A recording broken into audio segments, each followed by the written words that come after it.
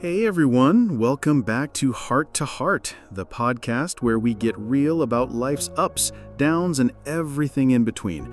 I'm Mark, sitting here with my amazing co-host, Sarah. How's it going, Sarah? Hey, Mark. Doing great, though I'll admit I spilled coffee on my notes before we started, so, keeping it real already. Classic. That's what we're here for, right? No polished perfection, just honest conversations. Today we're diving into life, what it means, how we navigate it, and maybe sharing a few embarrassing stories along the way. Absolutely. And listeners, we want this to feel like you're sitting with friends at a cozy cafe. So grab your drink of choice, mine's an oat milk latte, and let's jump in. Okay, first big question. How do you define a good life? Is it happiness, success, fulfillment? I used to think it was about checking boxes. Graduate, get a job, get married, buy a house.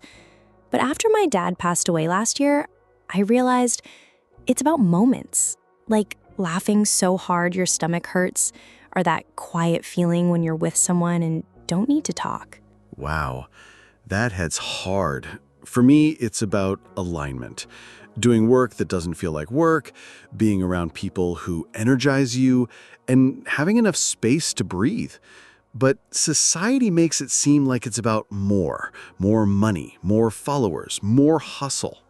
Right? And social media amplifies that. You see someone's perfect vacation, but not their stress behind the scenes. I've started asking myself, am I living for the gram or for me? That's a great litmus test. I've also learned the hard way that comparison is a joy thief. Like, my friend's a CEO, and I'm over here proud I remember to water my plants this week. Switching gears, relationships. Sarah, why do you think friendships shift in your 30s? Oh man. In my 20s, it was about who'd go out till 2 a.m. Now, it's who will drive you to the ER at 2 a.m. True story. Depth over drama, Yes, and you stop forcing connections. If a friendship feels like a chore, it's okay to let it fade. What about romantic relationships? What's your green flag no one talks about? How they talk about other people. If they're kind to waiters and exes, chef's kiss. Also, shared values greater than shared hobbies. My ex and I loved hiking, but disagreed on everything important. Preach. I'll take weird but kind over hot but emotionally unavailable any day. We've talked a lot about work stress and making tough decisions, but today we're tackling a different kind of challenge, one that many of our listeners might be facing: long-distance relationships. The dreaded LDR. It's a topic that brings up a lot of strong feelings, isn't it? Some people swear by them, saying they built the strongest foundations for their relationships, while others run for the hills at the mere mention of distance. Exactly. And it's something that's become even more prevalent in our globalized world. People move for jobs, for studies, for family, or they meet someone online from a different country. The miles don't seem to stop connections from forming. That's true. So let's just put it out there, Sarah. In your opinion, are long-distance relationships truly viable? Can they actually work? That's a loaded question to start with, Mark. My honest answer is yes, they absolutely can. But, and this is a big but, they require a monumental amount of effort, commitment, and a very specific set of circumstances to thrive. It's not for the faint of heart. What do you think? I tend to agree. I've seen them work, and I've seen them spectacularly fail. I think the key differentiator is often the mindset. If both people truly want to make it work, and they approach it with a strategic, almost business-like plan, they have a much better chance. Strategic, almost business-like plan. I love that. It's true, though. It's not just about love. It's about logistics, communication, and managing expectations. So, what would you say are some of the biggest hurdles, the most common challenges people face in LDRs? Oh, where to begin? I think the most obvious and often most difficult is the lack of physical intimacy and touch. Humans are wired for connection, and not being able to just hug your partner after a long day or hold their hand or simply sit next to them can create a real sense of loneliness and disconnection. Absolutely. That physical void is huge. And it leads directly to the second big one for me, communication quality. When you're physically together, so much communication is nonverbal. A glance, a touch, a shared silence. In an LDR, you're almost entirely reliant on words, and often through a screen. Time zones can complicate things further, making it hard to find a moment that works for both of you to have a proper conversation, not just a quick text. Don't even get me started on time zones. I remember a friend of mine was dating someone in Australia while he was in London. It was a nightmare. When he was having breakfast, she was having dinner. Their good morning, good night texts were always out of sync. It takes incredible dedication to maintain frequent, meaningful conversations across a 9 or 10-hour difference. And if you're not getting those consistent quality conversations, that's where trust issues can creep in. You start to wonder what they're doing, who they're with. Jealousy can become a monster when you're not physically present in each other's day-to-day lives. Definitely. Trust is paramount.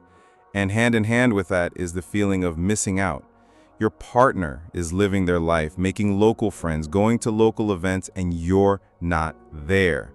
You see pictures, you hear stories, but you're not part of it. That can lead to resentment or a feeling of being left behind. That's a really good point.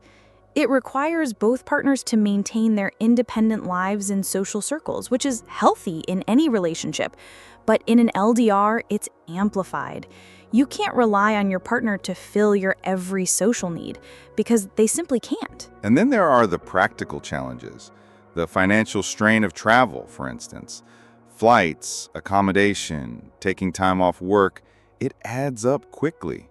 What might start as exciting visits can become a source of significant stress if budgets are tight. So true. It's not just the money for travel, but the emotional cost of packing, traveling, and then having to say goodbye repeatedly. Those goodbyes never get easier, do they?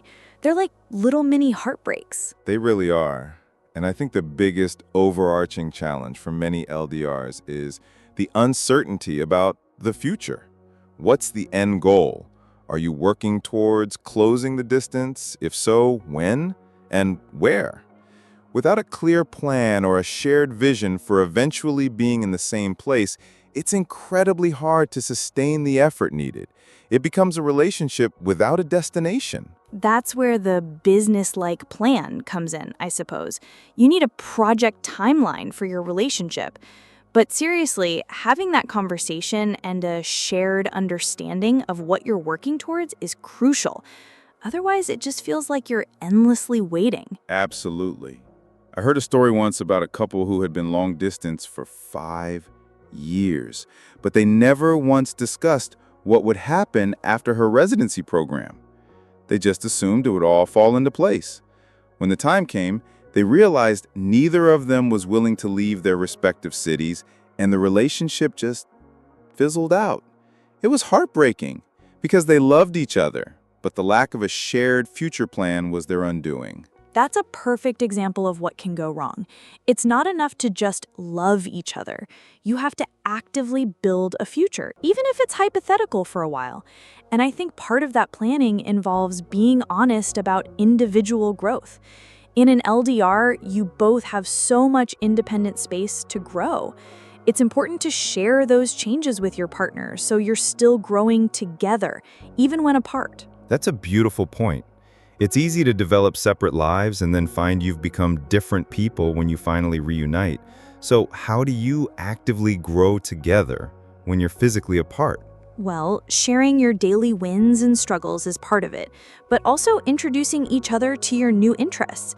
If one person starts a new hobby, they can talk about it passionately, maybe even teach the other a little bit over video call. If you read a book or watch a documentary, recommend it to your partner.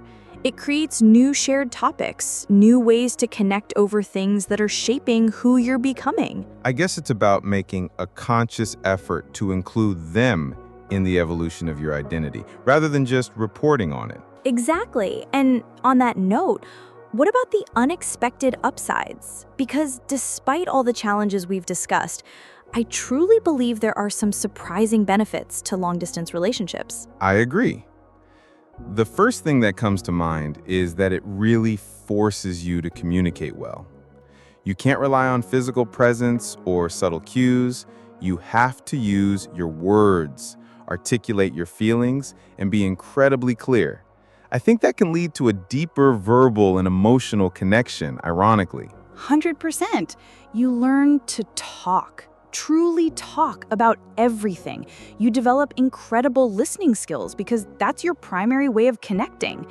And that foundation of strong verbal communication is invaluable, even if you eventually close the distance. My friend who is in an LDR for 2 years told me she felt like she knew her partner's mind better than anyone she'd ever dated because they had to talk about everything. That's a fantastic perspective. What else? Well, it definitely fosters independence. You're not relying on your partner for every social outing or emotional need. You learn to be comfortable with your own company, to build a robust local support system, and to pursue your own interests without constantly accommodating another person. That personal growth makes you a more well-rounded individual. Which in turn makes you a better partner when you are together. You bring more to the relationship.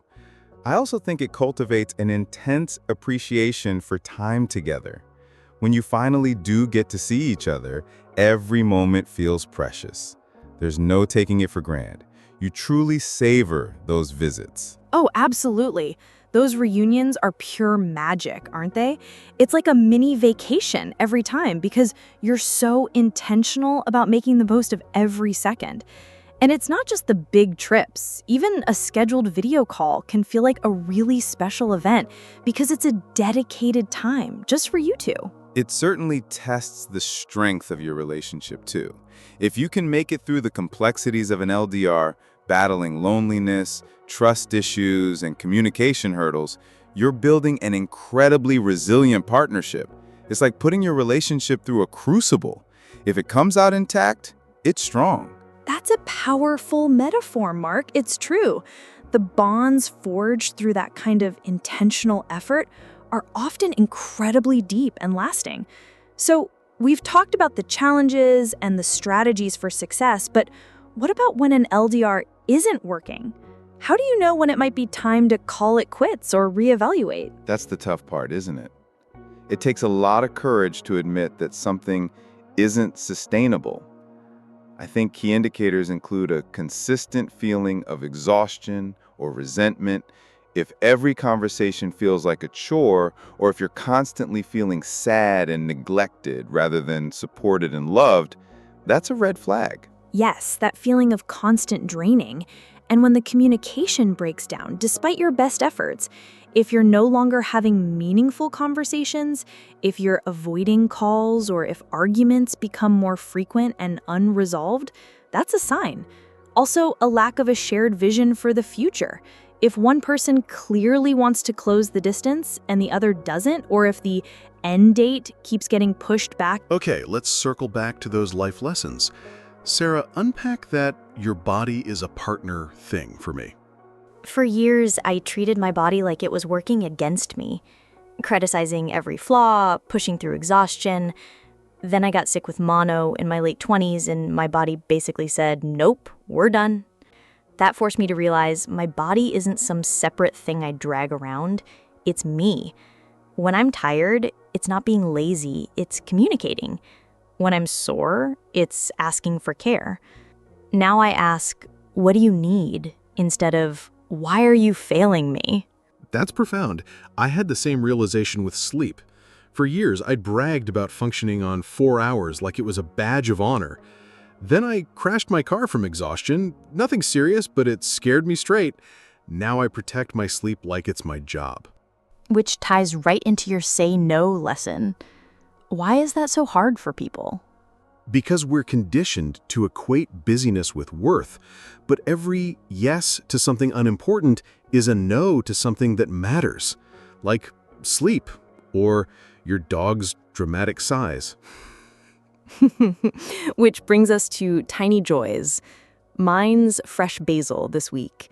There's something magical about tearing up leaves and smelling that peppery scent. It's like a mini meditation. For me, it's my dog, Buddy. The way he huffs when he flops onto the couch like he's just run a marathon, comedy gold. It reminds me not to take life so seriously. You know what's wild? People spend more time picking a Netflix show than tailoring their resume for a job application. Guilty as charged. But in my recruiting days, I could spot a generic resume from across the room. They all start with that same tired, hard-working team player with excellent communication skills.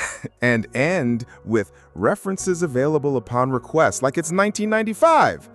Sarah, what's the first thing you actually look for when scanning applications? Impact. Show me what changed because you were there. Did sales increase? Did processes get faster? Did you solve some annoying problem everyone ignored? Exactly. Here's the magic formula. Accomplished X by doing Y, resulting in Z. For example, reduced customer service response time 40% by implementing a new ticketing system, saving the company $120K annually. Now that makes me sit up in my chair. But here's where candidates go wrong. They think this only applies to managers or senior roles. Mark, tell them about your barista client. Right. College student applying for her first corporate job. Her resume said, made coffee. We changed it to boosted cafe revenue 15% by remembering 100+ regulars orders and creating personalized upsell opportunities. Got 3 interviews. That's the secret. Every job has transferable skills. Warehouse worker, that's logistics optimization. Babysitter, that's crisis management and scheduling. Which brings us to the biggest job search myth. Dramatic pause. That you need to meet 100% of the qualifications to apply. Bingo. Job descriptions are wish lists, not checklists. If you hit 60 to 70%, apply. Especially women. Research shows men apply when they meet just 50%. And while we're busting myths, no, you don't need to stay at jobs for 2+ years anymore. The stigma's gone. Thank God. Now, let's talk about the interview killer question. What's your greatest weakness? Ugh. The only wrong answer is I work too hard. Try this. Name a real weakness, then show how you're improving. For example, I used to struggle with delegating because I wanted everything perfect. Now I use project management tools and set clear checkpoints with my team. Shows self-awareness and growth. Now for salary talk. What's your golden rule? Never say a number first. When they ask, respond, I'm open to discussion based on the total compensation package. What range is budgeted for this role? And remember, salary is just one piece. That extra week of vacation or remote Fridays might be worth $10K to you. Final pro tip, after interviews, send a thank you note with one specific thing you enjoyed learning about their work. Makes you memorable. And if you get rejected, send this email. Thanks for the update. I'd love any feedback to improve. Also, please keep me in mind for future roles. I'm genuinely excited about your mission. 20% of the time, it works every time. That's not how math works, Sarah. But she's right. Graceful rejections can lead to future opportunities. Bottom line, job searching isn't about sending more applications. It's about sending smarter ones. And remembering your worth isn't defined by any single job. Now go update those resumes. We believe in you. Okay, let's be real. Getting the job offer is just the beginning. That first day walking into the office? Total imposter syndrome central. Right? Like, they're gonna realize they hired me by accident any minute now. But here's the secret, everyone feels that way, even the CEO. First rule of corporate Fight Club, nobody actually knows what they're doing. We're all just figuring it out as we go. So true, but there are ways to not just survive, but thrive. First 90 days, what's your game plan? Phase 1, shut up and listen. Take notes like you're writing a novel about this company. Notice who makes decisions, where the landmines are. Yes, identify the office shirkas, those people who've been there forever and know where all the bodies are buried. Buy them coffee. Phase 2, quick wins. Find small problems you can solve fast to build credibility. Like that time my client noticed the team was drowning in spreadsheets. Oh, she created one simple shared dashboard? Boom, instant hero status. Which leads to phase 3, strategic relationships. You want allies in at least 3 departments. Crucial, because when Karen from accounting says, that's not how we do things here, you need people who'll say, actually, this could work. Now, let's talk about the unspoken rules, like lunch etiquette. Oh God, yes. Never heat fish in the office microwave. That's how civilizations fall. And the hierarchy of meetings. If you're invited but never speak, your audience. Speaking sometimes, participant. Running it, now you're playing the game. Here's what no one tells you. Your real job description is whatever your boss cares about most this quarter. The written JD, ancient history. Which is why you need monthly "How am I doing" chats. Not waiting for annual reviews where they drop bombshells. And for the love of all that's holy, document everything. That brilliant idea you shared in passing, someone will claim it as theirs. Email recap. Per our conversation, I'll move forward on X and Y. Let me know if you'd like any adjustments. CYA forever. Now the big question, when do you start pushing back? Because yes and turns into burnout real fast. Month 4 is when you earn the right to say, help me understand the priority here. I'm working on A and B. Should those wait? Beautiful. Sets boundaries while showing you're a strategic thinker. Final survival tip, your coworkers aren't your family. Be friendly, but remember, this is a business relationship. 100%. The person who overshares at happy hour becomes the gossip topic by Monday. But do find your work bestie, that one person who'll tell you when you have spinach in your teeth before the big presentation. And remember, no job is forever. Learn what you can, build your network, and leave before you stop growing. Mic drop. Now, go forth and conquer after you delete those pre-work selfies from the office bathroom. But here's what nobody prepares you for. The first time you realize your dream job isn't, well, dreamy. Oh, yes. That moment when the shine wears off and you're staring at your laptop at 4:30 p.m. on a Tuesday like, this is it? Exactly. So let's talk about the 3 stages of workplace disillusionment. Wait, is stage 1 still pretending to understand the acronyms in meetings? Absolutely. You're just nodding along like, yes, of course, we should QBR the KPIs for the Q3 OKRs. Stage 2 is when you realize your innovative company still runs on Excel sheets from 2003. And stage 3, when you discover the office fridge thief. That's when true character emerges. Here's the real talk. No job is 100% awesome 100% of the time. The key is finding one that's 70% great and 30% tolerable. Which brings us to the Sunday night test. If you regularly get that pit in your stomach around 7 p.m. on Sundays, red flag. Either the job's wrong or your approach needs to change. First step, identify what's actually draining you. Is it the work itself, the people, or just that soul-crushing commute? Example, my client hated her reporting tasks, but loved mentoring. She trained an intern to handle reports and created a mentorship program. Total game changer. And if you do decide to move on, leave like a pro. 2 weeks notice, thorough handover, gracious goodbye. The world's smaller than you think. Final wisdom, careers aren't ladders anymore. They're jungle gyms. Sometimes you move sideways, sometimes you hang out on the same level for a while. And sometimes you need to just drop down and find a whole new structure to climb, and that's okay. Now go forth and adult, or at least fake it convincingly until happy hour. All right, let's tackle the real challenge, balancing work and marriage, because nothing tests love like a shared Google Calendar.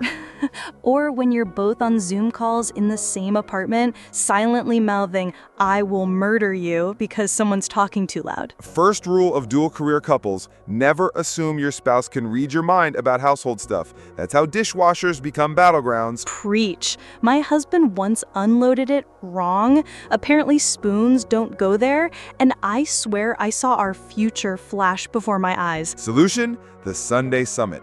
30 minutes every weekend to align on who's handling groceries, kids, dry cleaning, big work deadlines, so no surprises, and one guilt-free me time slot for each of you. Game changer. And for the love of all that's holy, outsource what you can. If you can afford a cleaner or grocery delivery, it's cheaper than divorce. Now, the forbidden topic. What happens when one person's career takes off and the other's stalls? Ooh, this is where resentment creeps in. Best advice I got, frame it as our career phase, not yours versus mine. Maybe this year his job demands more travel, so you pick up slack at home. But next year, roles reverse. And if one person earns way more, ditch the 50-50 money split. Pool incomes, then allocate fund money equally. No power imbalances. But here's the sneaky stressor, work venting. Your spouse is not your unpaid therapist. Set rules like, I need 10 minutes to decompress before we talk about my idiot boss. And when work follows you home, physical boundaries. No laptops in bed, no emails during date night, and for the love of all things holy, no just one quick work call during anniversary dinners. Final pro tip, schedule intimacy. I know it sounds unsexy, but if you wait for the right moment, you'll be two ships passing in the night forever. And if all else fails, remember why you married them, even if they leave socks right next to the hamper. Amen. Now go hug your work from home mate after they mute their mic. Let's talk resilience. Mark, what's a time life walloped you and how'd you get back up? 2 years ago, I was laid off. Felt like my identity was ripped away. I was Mark, the marketing guy, for a decade. But it forced me to ask, who am I without the title? I started therapy, took a pottery class, terrible at it, and realized my worth isn't tied to my LinkedIn profile. That's powerful. For me, it was my divorce. I hated the word failure until my therapist said, what if it's not failure, but a redirection? Game changer. How do you handle fear now? Like the what if I'm not enough spiral? I name it. Literally say, hi, imposter syndrome, I see you. Then I call my sister, who reminds me of past wins. Also, I keep a hype file of nice texts and emails. Corny, but it works. Stealing that, I journal. Writing down, I'm scared of X, but I can handle Y, makes it smaller. You know what I realized this week? Marriage isn't about finding someone to live with. It's about finding someone you can work from home with without going insane. Truer words have never been spoken. Remember when we thought sharing a Netflix account was the ultimate relationship test? How naive we were. The real test is when you're both on back-to-back Zoom calls, silently mouthing, I will end you, because someone's typing too loud. And yet, there's something beautiful about building a life where your partner knows exactly how you take your coffee and exactly which clients make you want to scream into a pillow. Nodding. It's that unspoken language you develop. Like when I come out of my office rubbing my temples, my wife just slides a glass of wine across the counter without a word. That's love in the trenches. Not flowers and chocolates, but I'll handle dinner tonight because your boss is being unreasonable again. So here's to all the couples out there navigating spreadsheets and shared calendars, and whose turn is it to call the plumber? May your Wi-Fi be strong, your coffee stronger, and may you never have simultaneous important meetings when the kids are homesick. And remember, at the end of the day, it's not about balance. It's about having someone who'll laugh with you when it all goes sideways. Now, if you'll excuse me, I need to go apologize to my husband for the dishwasher incident of 2024. And I need to explain why there are 37 tabs open on our shared computer titled, How to Look Busy on Zoom. Well, that's all the wisdom we've got for you today, folks, at least until our next therapy session. Podcast episode. Yes, thank you all for joining us on Heart to Heart. Whether you're listening during your commute, while folding laundry, or hiding from your family in the bathroom for 5 minutes of peace, we appreciate you. And remember, marriage, careers, and dishwashers are all messy, but that's what makes life interesting. So be kind to each other be kind to yourselves, and for the love of all that's good, rinse your dishes before putting them in the sink.